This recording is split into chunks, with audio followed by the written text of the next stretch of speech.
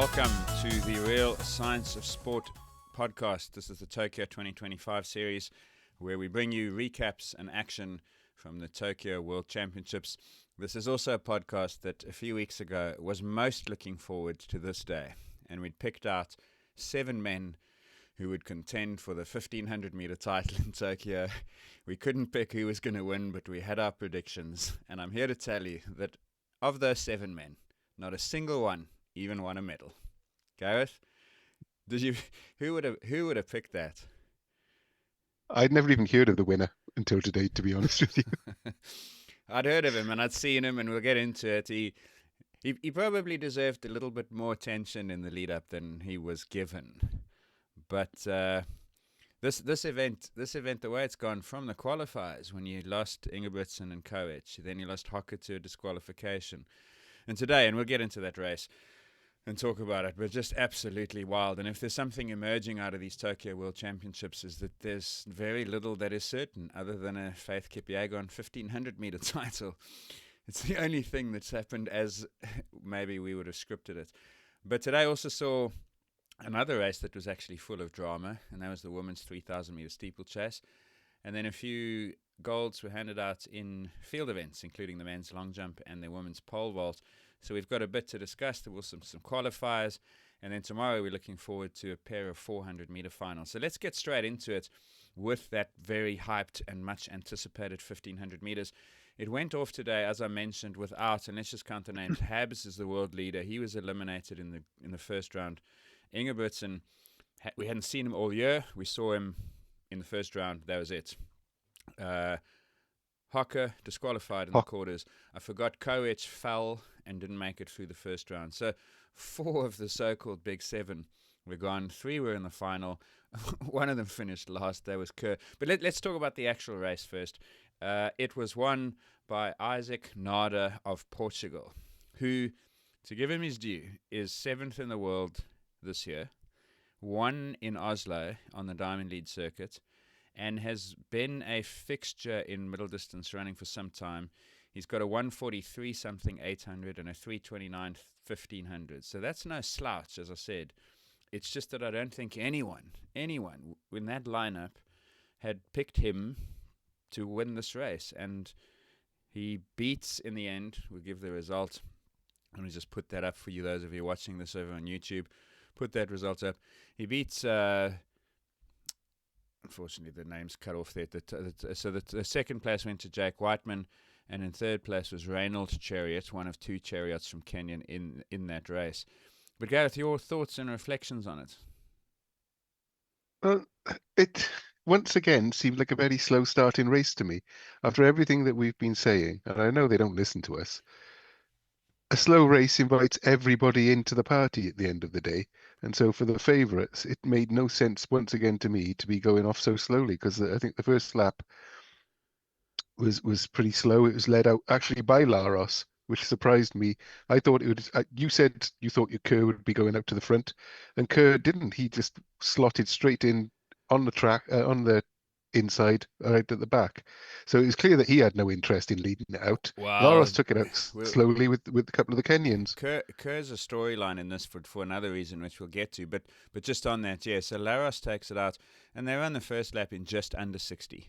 They run the second lap in just over 60. So we're talking 3:45 pace, which is considerably slower than I thought someone would want it to be run at, as you said. So yeah, and the interesting thing is, having done the front running job in the semi-final, Kerr adopts something in the back third of the race. So he's somewhere 7th, 8th, 9th for the entirety of the first 600 or 700 meters, which was pretty interesting. Mm-hmm. It was at around about 2 laps gone. I think it was Timmy of the 2 chariots who took the lead away from Laros. But still, there seemed to be no interest in forcing the pace, and so we sort of entered a status quo. And really, the next bit of excitement was obviously the Josh Kerr incident, because I think it was it 600 meters to go? Yeah, it was just. He was sat in about 6th or 7th place. Exactly, top of the back straight, 900 in, And then all of it had the look where you get your heel trodden on and your shoe comes off and you take a few limping looking strides. Sometimes you can keep going, sometimes you can't. But then it pretty soon became apparent that it wasn't a clip. This was an injury. This was a problem. He was hobbling. Mm. I mean, the commentators thought he might have been spiked. I thought he might have been spiked, but he was hobbling and he kept going. But it was clearly all over for him because there's no way you're going to keep up with a world-class field if you're limping. And so it was all over from Curve at that point. And all of a sudden, what are we down to now? Laros and who? Well, He's got to be the favorite at that point. yeah, because on paper, Laros has run a really smart tactical race. He's been at the front in first or second. The pace hasn't been fast. He's won 2 Diamond League races with exceptional kicks, the likes of which we hadn't seen all year on the circuit, if not for a couple of years. And so you're thinking, okay, Laros is the guy. But I will be honest, and we did say this yesterday, he hasn't looked in these World Champs in Tokyo quite as sharp as he looked in those Diamond League races. And that would prove telling because, as is always the case, with about 500 to go, you're coming up to the bell, there's so much pressure at the front of the race now because everyone who's in 3rd, 4th, 5th, all the way down to, in this instance, 13th, because Kerr's now 7-8 meters off the back with that niggle, everyone's trying to push through. And so there's a great deal of pressure as you try and hold your position. So the last 500 meters of this race were run really quickly. They hit the bell, and it's kind of like who is going to challenge Laros in the final 400 meters. Well, I hit the bell in 2:42.27. That's not particularly quick, is it? No, on a Diamond League circuit race, they'd regularly be hitting the bell 10 seconds faster than that. You know, they'd be aiming for something in the range of 3:32, 3:33, and then you're trying to run a 56-second last lap, and that gives you your 3:28-ish time. So in terms of what they are accustomed to doing on the circuit, this is not fast at all. Where I think it is interesting is when it builds from, say, 600 meters out, and that's where those splits are interesting. But I don't trust them, actually. The World Athletics has provided these 100-meter segment splits. But if you if you look at what's on their website right now, Nader runs the 100 meters from 11 to 12 in 7.4 seconds. Whiteman is 7.08. So something's gone screwed up with their timing there. So we don't really know where the pressure first comes on. But from 1,200 meters onwards, we start to see for the first time in the race, they start running sub-13-second 100s. Now, that is really rapid, right? So that's down the back straight. You've got a bunch of guys running 12.6, 12.49 for Whiteman, 12.82 for Chariot. Laros is a 12.78. And that 12.49 for Jake Whiteman is what moves him from where he was in about 3rd place past Laros into the lead, and actually with a little bit of daylight. Well, you picked him yesterday as your dark horse, Whiteman. And you also mentioned at the time, you said that he's quite tactically astute. And I think he actually proved that because he did pick, I think for him, the perfect time to go. There was no point in waiting any longer for people with a better kick to go. So he staked his claim almost on that back straight, didn't he, into the final bend. And he Yeah. gave himself the best chance he could. And let's face it, he came within 200ths of a second of winning it. So you can't say there was anything wrong with his tactical. Yeah, exactly. And I mean, I thought he looked, I think the words he used was unassumingly impressive in the qualifying rounds. And I remember the same thing when he won it in Eugene. Like, I didn't notice this guy in the rounds and the semis. And today was the same. Like, you didn't notice him until there. And that's when you know you've run really well tactically. So you're not prominent until you need to be. So I think he is really smart. He runs very intelligently. And he pulled that off really well. And just to give you some context, he was... As I say, that was that was the fastest segment down that back straight, and it puts him into the lead, and it puts him some way ahead of other athletes. And just for comparison, he is, if I look at the eventual winner, Isaac Nader, he's at 3:08.78 at 1300s, and Whiteman is half a second ahead of him. And at the speed they're going there, that's about 4 meters clear, right? So that's daylight. What happens there, though, is Laros is the first to respond. He's the one who's just ceded the lead to Whiteman. So he responds. And I'll be honest, for all the perception that Laros hadn't looked as sharp as he did in the European Diamond League races, with 200 to go, Laros on your shoulder, this is starting to look like a familiar script. You think he's going to be the guy. He's going to come off Whiteman at 120 to go, and he's going to push on. But when we start to get around that bend into the straight, that doesn't happen. And instead, there's congestion from behind because you get Chariot pushing up, you get the other Chariot pushing up, and you get, for the first time, you see Isaac Nader coming through. But Nader is quite the story because I had a look at where he was coming from. I think he was down in ninth position coming on that back bend, and he's slowly moving himself up into seventh, and then fifth. And as they hit the final straight, he was in fifth, and he'd been boxed in on the inside, and he sort of almost magically teleported himself into the outside lane, and that must have cost him. It must have been, although he's moving sideways, another meter or so just to get out into that outside lane. But he certainly had the kick to finish. Um, you had some stats, didn't you, about his last 300 was 37.94. Yeah, The last 200 meters of his was 25.32, and his last 100 meters is after at the end of a 1500-meter race, 12.28 seconds. That's some finish. that is quick, and you're exactly right. So those of you watching this, you'll see the splits now on screen, obscuring Gareth and I. And you're exactly right, Gareth. With 200 to go, he's seventh. With 100 to go, he's fifth. And then that last 100 is so far and away the fastest of the race. He runs 12:28. The next fastest I can see is a 12:69, and that's Reynolds Chariot, who comes third. Whiteman runs a 12:87. And so that's a 0.6 turnaround between Nader and Whiteman. And at the line, as you mentioned a little earlier, it's 0.02 of a second.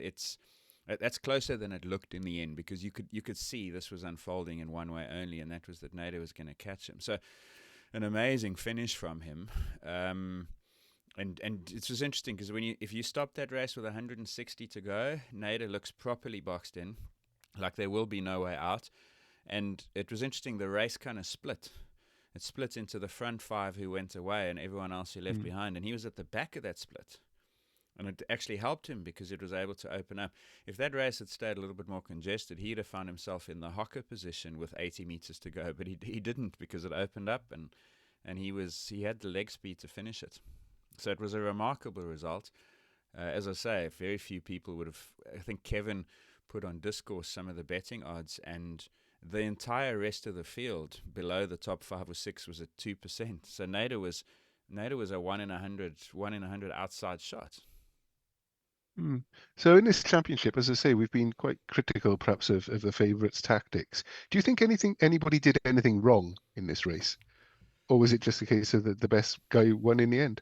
Did anybody make any mistakes, crucial mistakes? Because Laros didn't make any mistakes, he just didn't have it. Yeah, I think that's partly true. I mean, part of this is me fitting the facts to a theory. But I don't think Laros should be first and second running these races at the front. If you watch the way that he won those Diamond League races, he's got to be fourth or fifth. He's got to sit in. He's got to be a little bit. I don't know whether it was a mental pressure that was a little bit larger for him coming in as a pre-race favourite. He was asked about that, by the way. I saw an interview he did with Carl Dennehy in the mixed zone, and they did ask him, and he said, "Yeah, it's a new experience being one of the favourites, but." He said he didn't really know what went wrong. He said that the preparation had been good and he couldn't put a finger on it. And I think he ended the interview saying, "Yeah, it's just shit. That's how it is." So I don't know. I don't know whether Kerr was healthy coming in. I find it difficult to explain why Kerr would go that far back on a slow race if he wasn't already feeling some indication that there might be a problem. If he'd been, okay, now we're assuming a lot. If he had been healthy, and let's assume he wasn't, and he had been, would he have gone to the front and made it a second a lap faster? I don't know. Timothy Chariot, that's the Chariot who's got that really unusual looking forward leaning style. He has historically pushed the pace on, but I don't think anyone wanted to do that today. But I don't think that's a mistake. I just think there was a vacuum at the front of the race that no one really was prepared to fill. And in the end, it played into Nader's hands because he had the leg speed no one else had over 100 meters. So in the end, it felt like a little bit of not a damp squib, because of the finish, which was obviously great. But without all the favourites there, it did feel a little bit odd in the end. Yeah, the whole week, the way we lost one after the next, Mm. and to different things. And If you Kerr work was, out yeah. of the five big favorites didn't make that final, right? Habs just didn't have it, but all the others, Ingebrigtsen just hadn't prepared because of injury. One of them hit the deck, one of them got disqualified, and one of them was injured in the final. So I kind of feel like Mm. we were denied the opportunity to see the 7-person race. Yeah. And in the end, the 8th guy and the 9th guy, because let's face it, Whiteman looked good. Looked good. Yeah. Oh, yeah. I'd forgotten he'd won in Eugene. I'd forgotten he was a world champion. It's so how can you fly under the radar when you've been a world champion? Apart from the injuries he's had in between, of I course. think it's either, I might get this slightly wrong. This is either the 8th or the 9th consecutive 1500-meter title won by a new individual in a Oh, row. really? And not even a repeat one with years in between. Yeah, consecutively. So you look, it'll be a Chariot, it'll be Ingebrigtsen if you go back to the last Olympics. Obviously, you had Hocker, you had Kerr, you had Whiteman, you've got Nader. I think we've been saying Nader. It's probably Nader. And then there's probably one or two others that I can't remember because it's that far back. But yeah, nobody's repeat one in that period, which is quite It remarkable. speaks to the depth of the event then. Yeah, and how difficult it is to win it because of the potential for Hmm. tactical mistakes. And like just on Whiteman, I think he made the move at the right time, and it's easy to say in hindsight, but I wonder if he would say, and again, you look at those splits, and I'll just give them to you. He runs 12:62 down the back straight. Sorry, I was reading Nader's time. 12:49 down the back straight, then a 12:97 and a 12:87. With the benefit of hindsight, say, well, maybe I could have gone not quite as hard with 300 to go and had a little bit more in the last 100. Would it have worked? Anyway, ifs and buts, right? You can Yeah. always find those. I'm starting a new enterprise. If any athletes want to send me any money or merchandise or anything like that, I promise I won't actually pick you for any of my predictions because I picked Kerr and Koech, who came 13th and 14th. So there we go. Shows what I know about athletics, and I think the competition on discourse You could, actually is illustrating that quite well as well. just the way we're going, you could make the money twice. You could promise not to pick the athletes, and you could pick their rivals. You'd bank the same dollar Yeah, twice. just take the lot out. The way There we're we go. going, it's crazy. Like, Any more any more observations on that 1500? no, I don't think so. Just Okay. I'm gonna I'm gonna find out what Well, Malcolm Gladwell thought of it, and I'll let you all know next time we speak. yeah, ask him. Let's move on to a race which actually started with a bit of pace, the women's steeplechase, the 3,000-meter steeplechase. Because as I thought it might be, it was fast with those three medalists from Paris last year all in the mix. And so they did take it out hard. The first kilometer was a 2:55:20. And I mean, if you think about it, you're jumping over hurdles, that's fast. And that's world record pace. Just And everybody stuck with it um, until I think, let's have a look, it was about, well, is it about after a kilometer? Did you notice that the race split completely? You had two packs of runners with about 50 to 75 meters between them, and it happened so early. It showed how hard they were actually going to split it that way. And I just thought to myself while watching it, this is exactly what we've been talking about. Don't give anybody else a chance. If you're the best in the world, take it out there and so. break them. So I think so, and to give you credit for your prediction. Yesterday you said you thought it'd be fast. I said it wouldn't be. I didn't think they'd have the appetite to go fast, given what was forecast. It was known that this was going to be the most difficult day, the hottest and one of the most humid days, and all the coverage before said today in the stadium it is unbearable. And to go out at the pace they did, so yes, so conceptually Perith Chemutai is the one we're talking about. That's the Ugandan athlete who was the Olympic champ in 2021 Hmm. in Tokyo. Was second last year in the Olympics, I believe, right behind Winfried Yavi. She's the one who's the aggressor, and she takes it at a world record pace. Now, on a cooler day, I suspect that 2 to 4 of those women who ended up in that second group might have tried to go with it. But I think they just said, there's no way. There's no way. So I think Chemeta's done the right thing conceptually, but she's messed it up by scale. It was too hard. And in the end, she paid the first price and Yavi paid the second one. Well, the price she paid though was that she clipped a hurdle. Um, and it seemed to put her off her stride. And then about, I would say, two to 300 meters later, she clipped a hurdle and actually went down, and that was the end of her race. Now, I know you've got some thoughts on this, haven't you? Yeah. So first of all, she clips. It's the same hurdle that Germa clipped in Paris, right? It's that one. It's the hurdle. It's It's not the the. same hurdle, surely. They've got hurdles that they take around the world. No, they don't have them that they take around the world. Sorry, I had to Yeah, say that. the one that Germa clipped is probably still in Paris. Either that or he's bought it for firewood. The one that Chemutai clipped is still in Tokyo, where it'll be used in the. No, it won't be used in the men's. It's the last hurdle at the top of the back straight, just before they come around to the water. And it had echoes of Germa hitting the same barrier Mhm. in Paris last year. She goes down. Luckily, she didn't hit her head. She was receiving medical care the next time they came around. But for me, the question is, why is she clipping those hurdles? And I'm amazed she doesn't hit them more often, because her hurdling technique is just, it's so high risk and it's so inefficient, because she needs so much to go right for it to happen, or she just has to jump disproportionately high. And I think that she cost herself a technical mistake because of the fatigue that she loaded on herself. Because the first one happens, if you haven't seen it, she's led the whole race. They're on just under, maybe by this stage, world record pace. So slower than world record pace. And at about 1800 meters, with 4 laps to go, just with 4 laps to go, the first hurdle on that lap, she clips very lightly and stumbles. She gets over the next one, goes back, and then hits that particular hurdle hard enough to go down. But I took a few pictures, and I've actually put these up on Discourse. So those of you who are listening to this, you will have access to it on Discourse. If Mhm. you're neither on Discourse nor YouTube, then you know what to do. I think just to explain, because you haven't mentioned her technique, is basically like a skip where she lifts both legs Yeah, together to yeah, the side at yeah. 90 So degrees. So the normal hurdle is you've got a lead leg and a trail leg, and your lead leg goes out in front of you. Almost, if you were watching it from the front, you'd be able to see the soles of the person's foot, and the trail leg goes out, knee out to the side, foot pointed backwards, and then you hurdle in that technique. She doesn't do that. She does a tuck and rotate. And so I wanted to. So what YouTube viewers are watching and what Discourse members can look at is a front-on picture on the lap before she clips it, and she's leading this race. And the first sequence is, you can see she's in the middle of lane 1, and if I go to the next picture, you'll see that she's moved out almost into lane 2.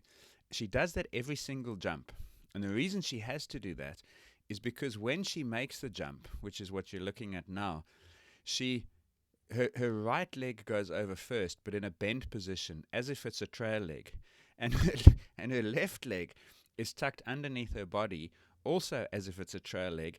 And in order to get over it, she has to rotate her body so that her knees are pointing. If she's running forward and she's on a clock face in a direction of 12 o'clock, her knees are pointing towards 10 o'clock. And the consequence is that when she lands, she's actually going to be propelled back towards the inside rail of the track. And that's why she has to move wider, and then so she's zigzagging her way around the hurdles. But the bigger problem is, and I've got some other pictures of it later. This is in the home straight. This is a photograph you're looking at now of her at her peak height over the hurdles. She's actually in a tucked position, and to do that, she has to elevate her center of mass so far above the hurdles. You cannot tell me that that's the most efficient way to hurdle. And the other She's about problem, 18 inches above the hurdle in it, this picture. it's wild. Her hips, her center of mass, she's wasting so much energy because she has to jump so high, and she has to get the rotation, and she has to flex at the knee so that her feet are tucked underneath her butt. And if she gets any one of those three things wrong, either one of those feet is hitting that barrier. And the other amazing thing is that she jumps with her right leg over the hurdle first and then lands on her left leg. So she's actually doing the middle phase of a triple jump. So the reason I bring all this up is because eventually what happens is, and you can see it's even worse over the water jump, because her legs are just vertical under her body. And eventually what happens is, and this is a photograph you're looking at now, of how I think it's that front leg that clips that hurdle hard enough that she goes down. Now the point I'm trying to make is, if you invite any level of fatigue into yourself in this race, and you've got that technique, there are three things that can go wrong, and all three of them are vulnerable to fatigue. You don't jump high enough, you don't tuck your legs in under you, and you don't rotate enough to get them around. There's just so much margin for error there. So little margin for error in her technique. And I cannot believe that she can't fix that. Well, hasn't somebody told her? Aren't there coaches that should be picking this up? Yeah. And perhaps it's the only way she can do it. Perhaps she's tried it the normal way, the standard way, and it just doesn't work for her. And it's worth the risk. I don't know. I believe that athletes are athletic, and she could learn. She in 10 minutes 3 times a week, she could improve her hurdles technique by 20%, and she would be a double Olympic champion. Seriously, I've never seen such wasteful technique jumping over the barrier. Well, what we need to do really is to go back and look at how many times she's fallen then in races. The thing is, because is this the first? We don't know if this is the first. Yeah, we don't know enough about the steeplechase. Even if it's not, there's still speed, you know? I mean, today she's had the most catastrophic outcome of what I think is an interaction between fatigue and technical issues. But it's just amazing to me how you can. Even I can see. Yeah. Looking at, there's a waste of energy going up that high over the hurdle, surely. Exactly. Even if you've got to elevate your center of mass 5 centimeters more than your rivals, but you're going to have to do that multiple times over the course of 3,000 meters. Why would you do that to yourself? Anyway, she goes down, and all of a sudden the race no longer has its pace setter. And that was an interesting moment because Yavi, who'd been tracking Chemutai in second, actually takes the pace up and looks willing to continue with the aggression. And I thought that was a big mistake. You thought that was a mistake? I thought at that point, well, she actually had a bit of daylight between her and I think it was Cheretich, and at the time it was Geruto. The three of them were pulling away. And I thought she's got a bit of a gap here. She just needs to keep the pressure on. But you think that was a mistake? Yeah, I thought so because, again, you're not Faith Kipyegon relative to your rivals. I'm with you. And so, again, I mean, it's easy to say in hindsight, but I was surprised that she kept it going because of the conditions. You could actually see by the time they got to the final water jump that Yavi was actually tiring. You could just see that fatigue in her. And that last water jump, Cheretich caught up with her, and she was much stronger over that last jump. You could see it. It was telling that Yavi's legs were just slightly starting to wobble, weren't they? Yes, and I mean over the final 200 meters, I got the splits down on that. Yavi took 38 seconds to run the final 200 meters, and Cheretich did it in 32.6. So there was a 6-second swing in the final 200 meters, which tells you, I mean, the race was won in the end by 5 seconds. But and look, the truth is, Cheretich was probably just better on the day. She had beaten Yavi twice this year. The last time they'd raced was Eugene, and Yavi beat Cheretich. So they are close. You know that they're going to be close and competitive. But I was just surprised that, having set it up as aggressively as that, and when you look at how Yavi has won her major titles, that she would want to go and continue to run it that hard, knowing someone was tracking her who is also in the same or similar sort of shape. Mm-hmm. Well, the pace had shown because Geruto, who was looking pretty much nailed on for a bronze for the last lap or so, she fell on the water jump and actually took out Maleta from Ethiopia, I think, as well. No, the other Kenyan. Which, was it the other Kenyan she took out? Lemingole. Yeah. And the Ethiopian came through to win. That had echoes of that famous short track speed skating incident where the Australian bloke won because everyone in front of him crashed. Remember that? Yeah. So she came in to get bronze, didn't she? Sembo Alamayu. Right. Yeah. And she ran a personal best, and actually Cheretich got the championship record, which goes to show how fast they were going. Yeah. And so it was an entertaining race. I take everything back I said about the 3,000 meter steeplechase. Fascinating. Yeah, this was a really good. It was a good race, and Chemutai, I hope she's fine after that, and she doesn't, lose effectively a season like Germe did, or Germa rather. But yeah, I just thought her intent was good. It was just 3 seconds a kilometer too fast at the start, and I think she paid for it. But at the same time, she Geruto paid for it. Yavi paid for it because they all fell or just exploded in the last 200 meters. So, yeah, she put everyone beyond the limit, unfortunately, including herself. I looked it up, and the hurdles are 6 inches shorter for women than the men in the steeplechase. Mm. But are women at a greater disadvantage proportionally because it requires strength, obviously, to jump over hurdles?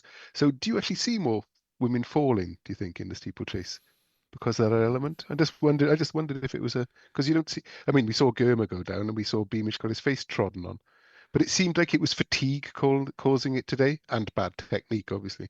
Yeah, I think it's fatigue, and it would be a really interesting study. Like the I would estimate that 80% of the falls happen in the last 20% of these races, which I don't think is a massive surprise to say because of the fatigue element. Um, Hmm. and I don't know about the relative height difference. I remember doing an analysis over on Discourse about the height of the hurdles in the 400, right? Those of you on Discourse, you'll be able to find that. And the argument there is that the women's hurdles are too short because they don't have anything like the slowdown you see in the men, the flat versus the hurdles. Now, Sydney McLaughlin may change that yet if she can break the 400-meter record. But I think that the 400-meter hurdles are disproportionately high for the men, and I suspect it's probably true for the long distance, the Mm. 3000s as well. Okay. Mm. So anything else on that before we move on? No, but again, I just the first K of this women's 3000 steeplechase was 9-10 seconds faster than the first kilometer of the men's, which tells Yeah. you like you could not have seen two more different steeplechase races in Tokyo. That's the last word on that one. Another great race though. Yeah. So we had a couple of field events with golds today. So we had the men's long jump, and I'm actually really pleased with the winner of this one. It turned out to be Mattia Ferlani, um, of Italy. I think he's only 20 years old, and he won gold with a personal best, which was a mark of 8:39, which he jumped in the fifth round. Um, And the big surprise for me was that Tentaglu, the Greek, who I think was probably favourite coming in, he didn't even get through to the last eight when it was cut down from 12 to 8. But you think you heard that he had pulled a calf or something? Bit of a done with Josh Kerr. Yeah, the commentary said that he was struggling with a little calf niggle, and when he was jumping, they showed his first couple of jumps, and he just didn't look like he was on it. He almost he almost looked like he was warming up, you know? You could see the lack of intensity. That difference between a 98% and a 100% effort is actually visible. So I Mm. don't think he was 100% healthy. To Uh, only jump 7:83, it did have to be something wrong, you would have thought. But yeah. the three medalists, there was 6 centimeters between the three of them. Yep. Villani won gold, Gail won silver for Jamaica, and she won bronze for China. And 6 centimeters. And only It's been a three, and hell of a, only, and only three, hell of a. yeah, yeah, yeah, sorry. Only 3 centimeters back to fourth as well. So the top four were only 9 apart. Yeah, I noticed that fourth place, Simon Ehammer. I thought he was a decathlete. He Well, he is. is a He decathlete. is, Yeah, yeah. he's. Yeah, so it's interesting how many good heptathletes and decathletes have been good at one other event. Obviously, TM's the high jumper. Jackie Joyner Kersey was a great long jumper. Uh, and Katrina Johnson Thompson is a very good long jumper as well, isn't she? In any event, this was a really good competition because Gail went into the lead. Then the Chinese athlete who ended up in third took Mhm. the lead from Gail, but on countback. So they were both 8:33. Gail retook the lead in round four at 8:34. Then we had the winning jump at 8:39 in round five from Felani. So really, it was a good competition. Actually, very close, very competitive, and dynamic. Mhm. I like Villani because I can identify him because he looks a bit like Sideshow Bob off The Simpsons. And so if you got a little hook, you remember people, don't you? Like the guy with one half of his beard shaved off. Anyway, I digress again. Both So we had Italians another field event, which was the women's pole vault, and this came down to a tale of two Americans, I believe. in the end, yeah. But And if I could find the results, I'd tell you who it was. The gold medal was won by Katie Moon with a jump of 490, and silver Sandy Morris of the US, obviously, and Tina Sutej of Slovenia. won bronze with a 480. I think did this come down to countback? No, No, it can't have. in the end, Moon got clear of it. It looked like it might, but then Moon cleared 490 on what effectively amounted to a do or die jump, because it was interesting. Morris cleared 485, which was the season's best. Moon had failed at 485, so then decided to go up to 490. She passed 485. She failed her first attempt at 490, and so then on what was, as I say, her final go, she cleared 490, and Morris couldn't respond to that. It was a pretty strong competition because the top four all had season's bests. And I don't know if you've looked at. I think I put it in the show notes today. But Sandy Morris, guess how many silver medals Sandy Morris has now won? 3. 4 worlds and 1 Olympic. That's pretty good going. And I got him. And guess how many gold medals she's won? 1. 0. Oh. And I She's only never say won. it. Oh. I only say it because I really, really hoped that she'd win this. Because when she cleared 485, I thought this could be it. Because I'd seen that she'd won 3 previous world silvers and an Olympic silver, and I thought this is it. And she was 1 jump away from finally changing that pattern, and she ended up second. So I felt, I hate that because Katie Moon's already won stuff, so I feel sorry for Sandy Morris now. Yeah, a little bit. That's how I felt watching it. But it was a good competition. I know nothing against Katie Moon, but I really hoped that Morris would get this one finally. I'm sad now. Anyway, we'll move on. My sadness is over. The men's 200 qualifying was today, including one Gout, who did in fact make it through to the semis. But I don't think he's going to be going much further, because in his lane we had the Jamaican. Let me just look this up. I was just trying to find the times, which I've lost. Do you have him? What's the name of the Jamaican? Brian Lavelle. So Lavelle won that. It was heat 5. That's the one. Yeah. Yep. And you could see the difference, couldn't you, in quality? Wow. Lavelle easily went into 20 seconds, and Gout couldn't go into 20 again and qualified in 3rd place. Yeah, so Lavelle wins that in the fastest time of the day, actually, 1984. Looking really good. Like when they came off the bend, and okay, Gout is maybe not the best comparator because it's known that he struggles from the start, but he was 5 meters ahead of Gout after 80 meters. And Gout managed to at least hold off everyone else and qualify because the first 3 went through. So there was a Zimbabwean Chirambo who was second in that heat. So Lavelle looked really good, actually. I must say, he's the fastest qualifier. Notable, as I was watching them, that neither of the 200-meter medalists from Jamaica do the 200, which is a little unusual because the rest do. Bednarek qualified 4th fastest. Lyles was 5th fastest. They all looked really easy. Tebogo, who we know didn't finish the 100, well, in fact, he didn't start the 100 because he got disqualified for a false start. He looked pretty comfortable. So, yeah, Gout will struggle to make the final based on what we saw today. Well, 5 of the men in the semis, in his heat in the semis, have gone under 20 seconds. So the road might end here for him. So. Yeah. As for the rest, it's interesting actually when you watch these races, like how they run them. Like Lavelle clearly had a race plan to go hard for 120 meters and then take it easy at the back, whereas Tebogo and I think Lyles, maybe to a slightly lesser extent, had the opposite race plan because Tebogo, I reckon, wasn't even in the first 3 coming off the bend, and then he instead he's run it more like it was a 400, running the second part faster. So yeah, interesting to see, but I wouldn't read anything into the big 3 or 4 today, but we'll see when the semis happen tomorrow exactly who's got what. Exactly the same with the women's 200 because Jefferson Wooden, Sharika Jackson, Talu Smith, Dina Asher-Smith, Brittany Brown. There's a long list of people who qualify, but nobody of any note really went out in the women's 200. So there's much to be looking at there. Yep. What else do we have? 400 hurdles semi-finals were held today. Yeah. On the women's side, I think Faith Kipyegon and Femke Bol probably the 2 biggest favorites. We've seen what Faith did. The only thing really that's going to get Femke Bol to stop Femke Bol winning that is either a disqualification for a technical infringement or an injury, because I just can't see her losing it. No. So let's have a look. Oh, and the men's 400 hurdles. all the big names made it. Benjamin and Warholm, neither of them looked particularly amazing in round one. Both of them looked very good in the semi-finals. So that will be, I think, an amazing race, the final of which will be on Friday. And there was a bit of talk between them after the race.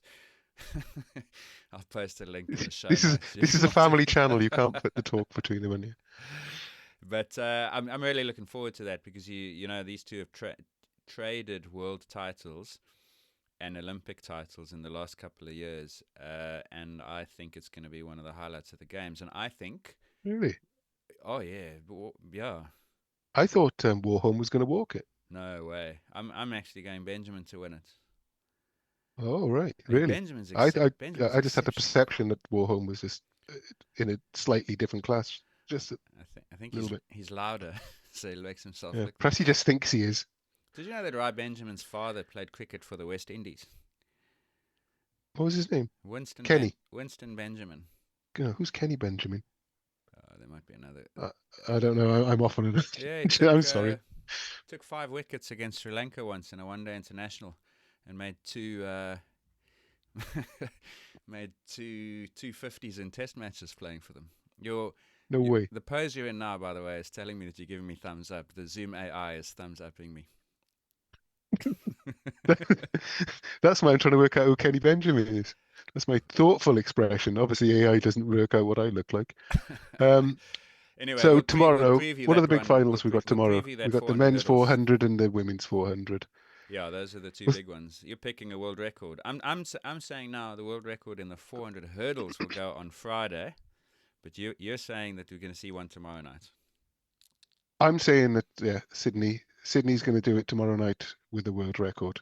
I'm putting out there the Marita Cox record will go tomorrow.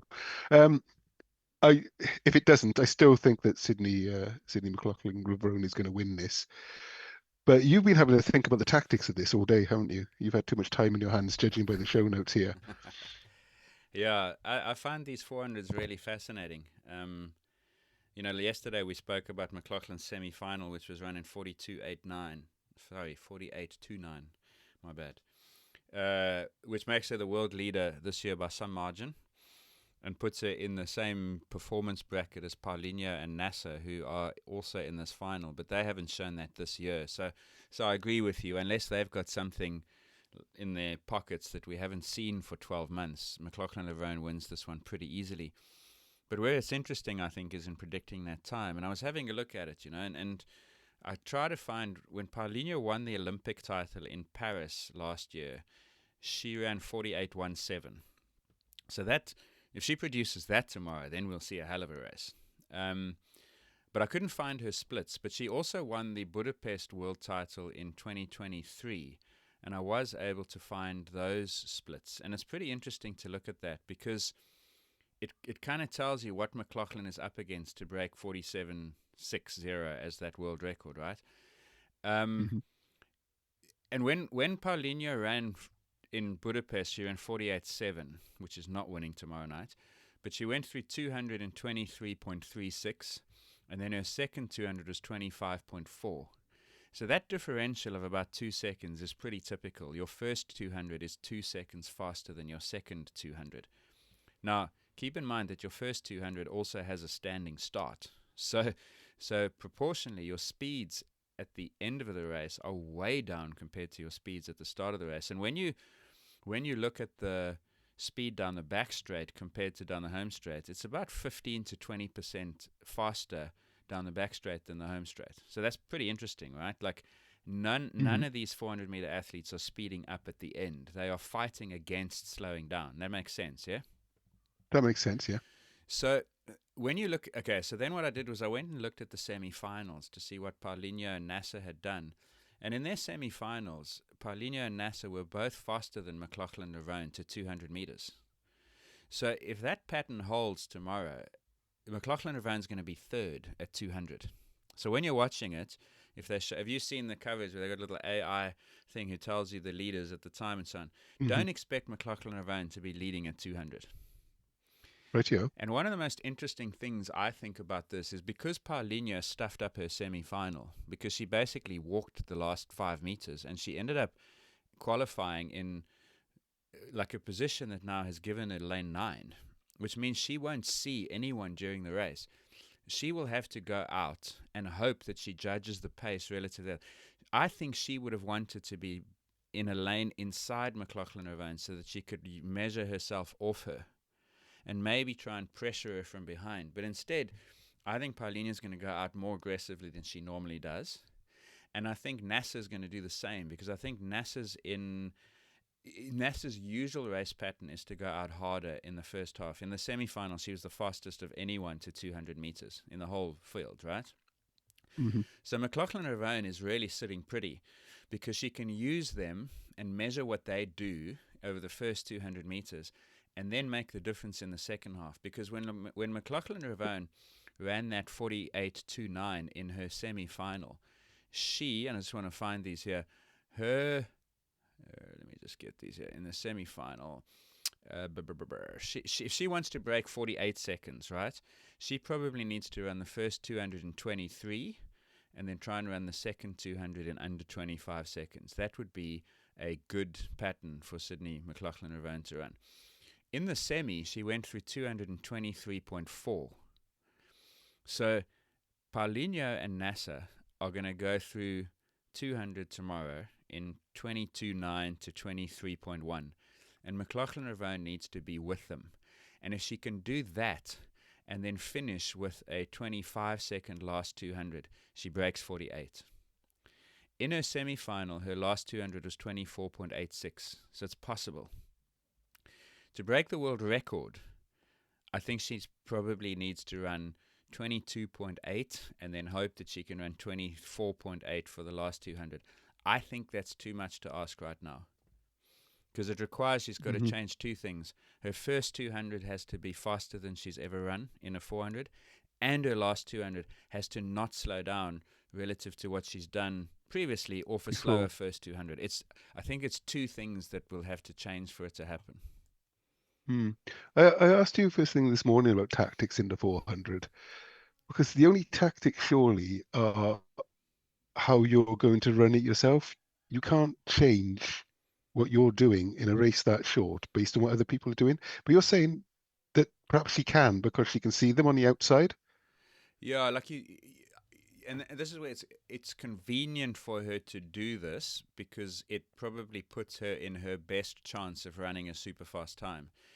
In other circumstances, that may not be the case, because normally what a coach will say to a 400-meter athlete is, we've got a race plan.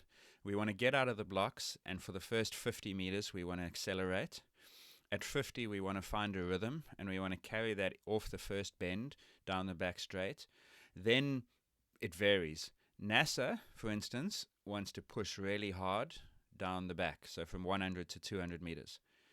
Paulinho typically doesn't want to go as fast, and neither does McLaughlin Levine. Even in her semi, she was, of the three, she was the slowest down the back straight, right? Then NASA will try and hold that tempo around the top bend. Paulinho's mind will say, this is where I've got to start making my move.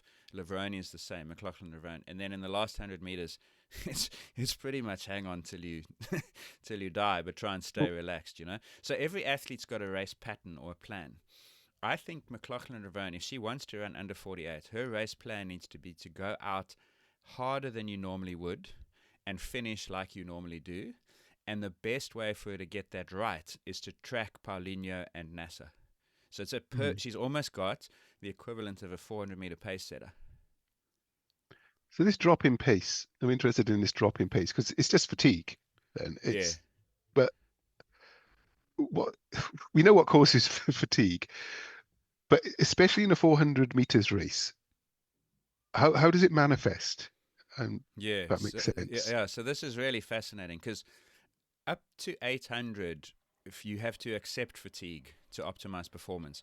Beyond 800, we've spoken about this before, you're trying to avoid fatigue in order to optimize performance. So this is a fatigue tolerance test. And there have been some studies done on it. I remember Michael Johnson's world record way back in 99, I want to say, was analyzed But most recently in the 2017 Worlds in London, there was a biomechanical analysis that was done. And remember, I mentioned earlier that from 200 meters to 300 meters, they drop speed by about 9%. And then from 300 to 400, they drop speed by another 9 or 10%.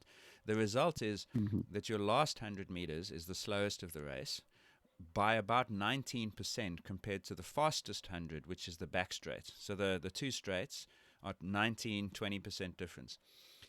When you analyze what's actually happening, it's real interesting because the step length, so in other words, this is how far I travel from one foot to the next, from 100 meters to 200, in other words, down the back straight, of the gold medalist in 2017 was 2.37 meters. Then from 200 to 300, it dropped by 4%, and from 300 to the finish, it dropped by 6%. So the last 100 meters has an average step length that's 10% shorter than the second 100 meters, which is where the step length and the speeds are the highest. Does that make sense so far? So, Yeah. so the reduction in step length accounts for half the drop in pace. So where's the rest coming from?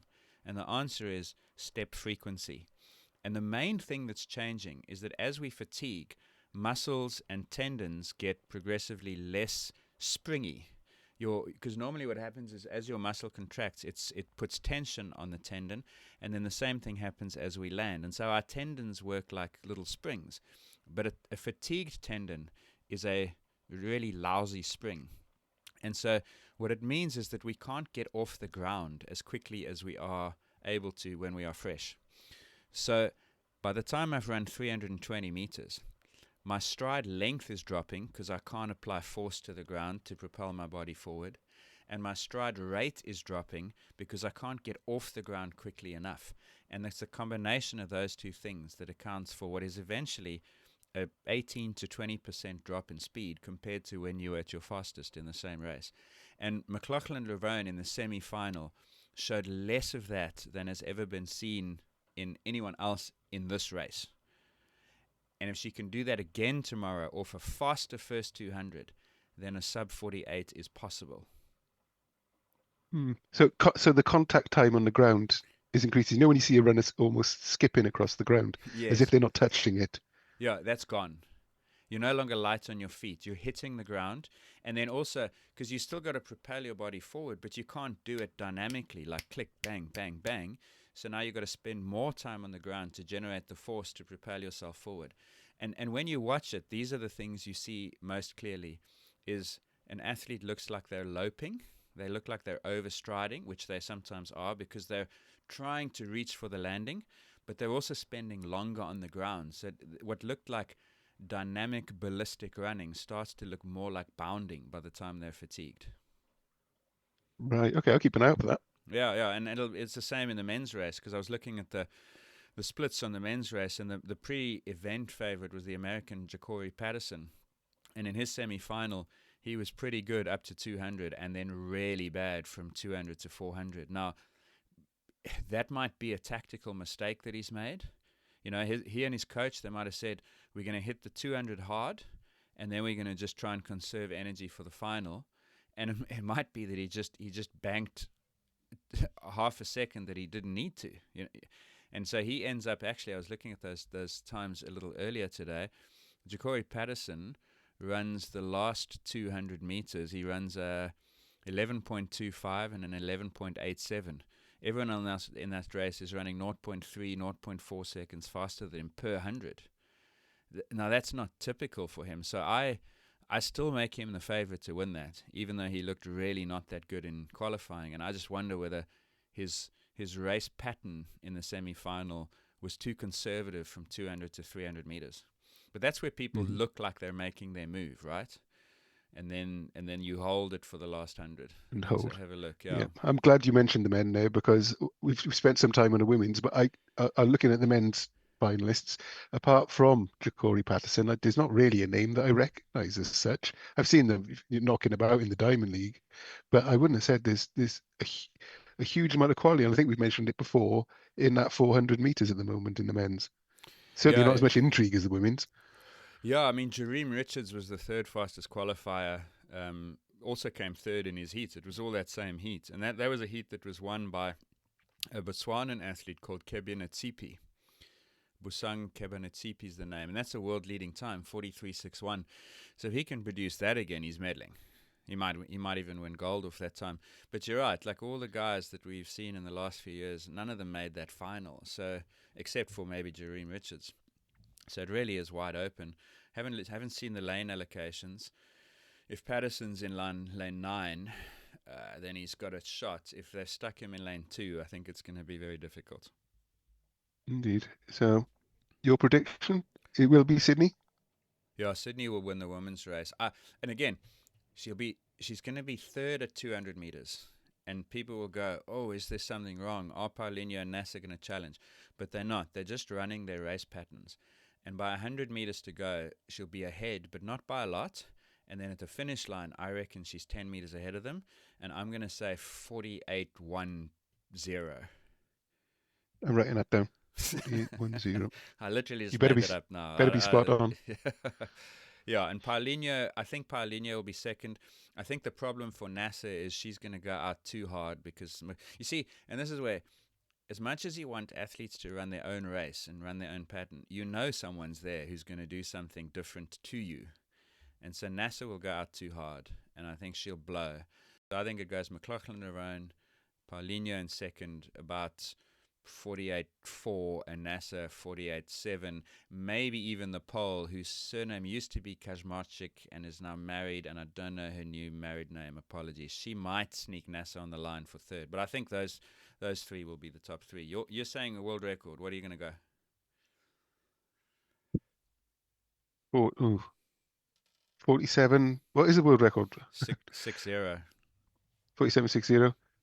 47.5 dead. Here we go. Okay. I thought he was lower than 47.6.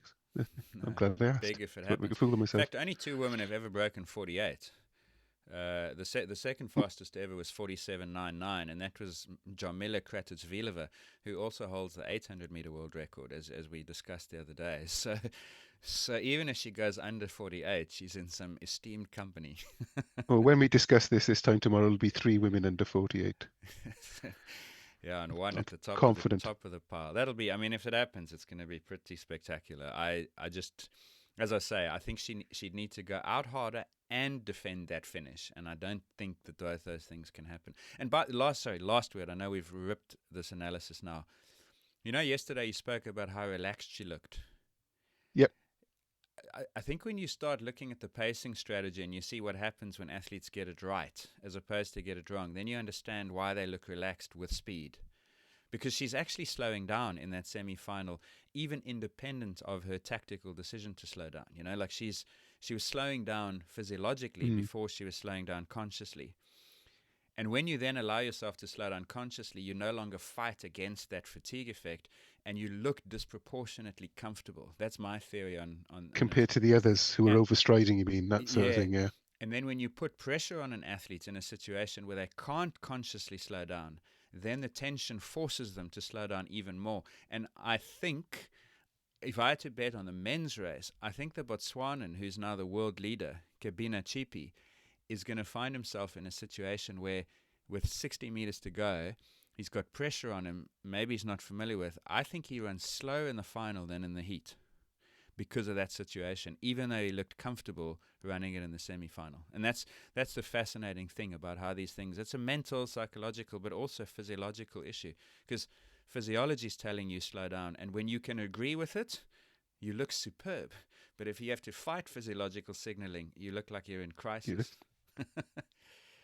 I said this on Discourse. I'm learning so much and getting so much out of more of viewing the athletics like this, because I can actually know what to look for. So for a layman's point of view, for me, this is bloody great. Yeah, but shit, like if we could right, we're going to move on. If we were right half the time, it would be nice as well. Yeah, well, you're big better than me there. Men's traveling tomorrow. Julian Weber of Germany is probably the favourite, but you've also got Nadeem from Pakistan and Chopra from India, so that should be a pretty good battle. Yeah, the thing there, like, and we've spoken before, is in terms of trajectory coming into the championships, Weber's thrown big 90-meter throws at the last couple Diamond Leagues. So his form's good. In these power events, like, I think that matters a great deal. So it would be hard to bet against him. But then again, a certain Niels Laros looked invincible coming into these champs, and he he came away with nothing. Okay. Do you know anything about women's triple jumping? No, only that the qualifiers were really subdued and not very good look in qualifying. It didn't look particularly strong. South Americans have dominated that for the last few global cycles, and I wouldn't expect any different. But I'll be honest, I haven't followed enough of it to want to put my head on it and make a call. Who qualified best? Well, my entire strategy for picking the triple jump is I'm going to pick somebody random off Discourse, a competition, and just go with their picks. So Gillian Tedeschi, I'm picking Perez Hernandez, Thea Lafond, and Shanika Ricketts in that order. Oh, There but you go. Lafond, Scientific. I remember that name because she won gold last year in the Olympics. No, Maybe, yes. Yes, she did. I yeah, don't know. I remember because it was the first gold for that country, or Olympic medal of any kind for Dominica. them in a long time. Dominica, I think it was. Yeah, so Oh, yeah, does ring a bell. yeah, so it's Cuba, Dominica, Jamaica. Some of the dominant women from the earlier part of the 20 teens, as it were, suffered from really terrible injuries. Triple jump, you can imagine the forces going through the body on the first and second landing in the triple jump. It's just extraordinary. Yuma Rojas is a potential candidate. She was first in her qualifier in her heat, highly decorated. So yeah, it's at least I was right about Central and South America. I'll go It's a Rojas big to day. win that. Big day tomorrow on the track, actually, with all the qualifying. Heats of the women's 5,000, the women's 800 heats. You got the men's 200 semi-final, the women's 200 semi-final, the men's 800 semi-final. So another cracking day.